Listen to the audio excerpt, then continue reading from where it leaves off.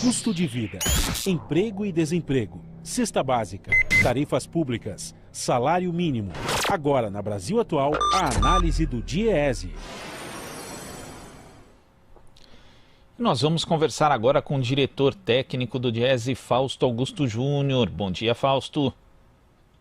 Bom dia, Glauco. Bom dia a todos. Fausto, o governo de Jair Bolsonaro autorizou que empresas recontratem imediatamente funcionários demitidos durante a pandemia, sem que isso se configure fraude trabalhista, contrariando aí uma regra vigente desde 1992, que estabelece que é fraudulenta uma rescisão acompanhada de recontratação no período de 90 dias após o desligamento. Na prática, isso vai permitir que as empresas demitam trabalhadores e contratem por salários mais baixos. É mais um ataque aos direitos trabalhistas, Fausto? Assim, Glauco, a gente está assistindo aí mais uma dessas medidas que o governo vem editando desde lá do começo da pandemia, na direção de retirada dos direitos dos trabalhadores. Acho que essa é uma questão colocada para a gente, e muito provavelmente com uma eficácia muito baixa, né, Glauco? Porque para a gente olhar ali um pouco o que a portaria diz, ela, na verdade, está dando a possibilidade da recontratação dos trabalhadores que foram demitidos ali durante a pandemia, num prazo aí de 90 dias, mas a redução efetiva da jornada precisa ter acordo sindical. Acho que essa é uma questão colocada para nós, colocada para o movimento sindical, de como que isso vai avançar, como que isso vai, de certo modo, ser efetivado.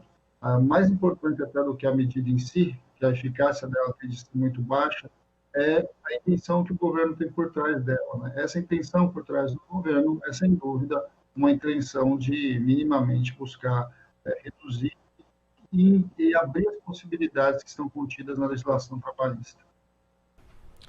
E, além disso, também um outro decreto do governo de Jair Bolsonaro amplia o prazo para suspensão de contratos de trabalho e redução de jornada. A redução em até 70% da jornada de trabalho e de salários passa a valer por 4 meses em vez de 3. E a suspensão de contrato, que valia por 2 meses, também ampliada para 4. Como que você analisa isso, Fausto?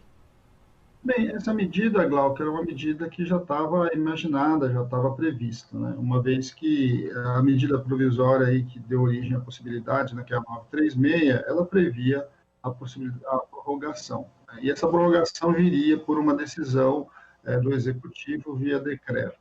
Esse decreto saiu ontem, nós sabíamos que estava, de certo modo, gestado já a ideia da prorrogação.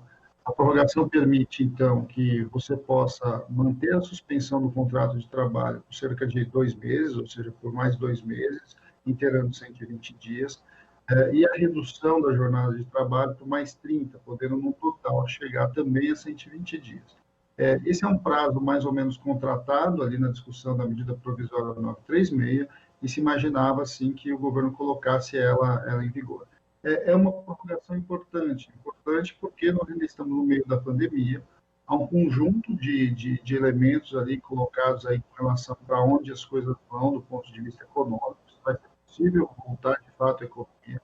Nós passamos ontem por um dia bastante apreensivo do ponto de vista dos números da pandemia, uma vez que São Paulo teve o segundo maior número de mortes no mesmo dia. É bom lembrar que faz 14 dias, mais ou menos 2 semanas, que começa o processo de reabertura de São Paulo, e a gente vai tendo um aceleramento ali da curva de mortes novamente, o que coloca para nós bastante dúvidas sobre as medidas de abertura, o que coloca muita insegurança do ponto de vista para onde as coisas caminham.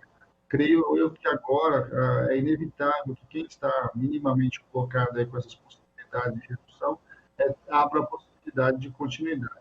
O problema ali, Glauco, na medida provisória não, mas no decreto colocado, é que tem uma brecha ali no decreto falando em relação à disponibilidade orçamentária, né? Ou seja, a princípio, a ajuda de custo ali colocada que o governo deveria dar estaria vinculada a essa questão orçamentária.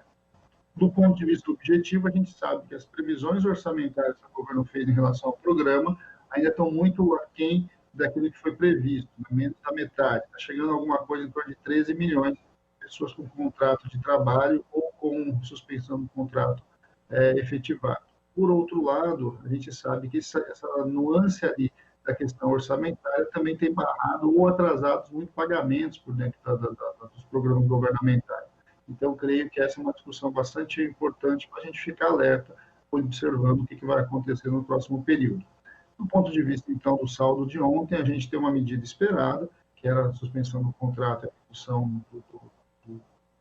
redução da jornada, né, a continuidade desses prazos, e uma nova portaria, então, que permite a contratação de trabalhadores, inclusive com redução de salário, o que até então, desde a nossa história do ponto de vista trabalhista, é uma grande ilegalidade. E no caso dessa portaria, justamente, aí autorizando a recontratação no período de 90 dias do funcionário que foi demitido, a gente vê que o governo continua nessa lógica, que também era uma lógica ali do governo Temer, de que com menos direitos trabalhistas as empresas vão contratar mais, e a gente já viu aí que isso resulta não só, a gente continua com altos níveis de desemprego, mas também com redução da massa salarial, ou seja, são medidas que na verdade não atendem ao interesse do trabalhador, Fausto. Não, Glauco, e mais até do que isso, né? Uma coisa nós discutimos o que a gente está vendo e vivendo a partir da pandemia. Agora, o que a gente vê de fato é uma visão governamental, né? E o governo vai aproveitando a pandemia para implementando medidas que vão se consolidando, né? Acho que nós temos uma grande disputa mais para frente, que é a disputa que nenhuma dessas medidas de fato se consolide em uma nova reforma trabalhista. O governo indica ali os passos de uma outra visão do ponto de vista da organização do mundo do trabalho, com muito menos interferência do Estado, de fato, uma desconstrução da legislação em si, e um enfraquecimento sindical. Eu creio que esse é um enorme embate que nós vamos ter hoje, ao longo do próximo período, em relação à sociedade. As medidas, na verdade, elas estão no âmbito da pandemia, mas a grande maioria delas faz parte do conjunto de mudanças que o governo gostaria que venha implementada para além da própria pandemia.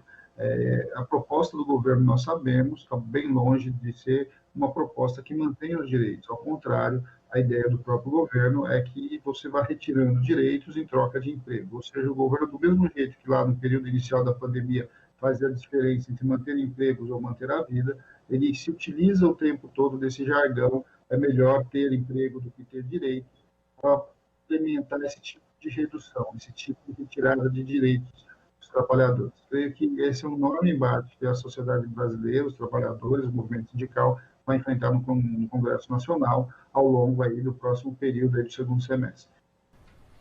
Tá certo, Fausto. Muito obrigado pela sua participação aqui no Jornal Brasil Atual e até a próxima. Até a próxima, Glauco. Bom dia a todos. Bom dia. Conversamos aqui com o diretor técnico do DIEESE, Fausto Augusto Júnior.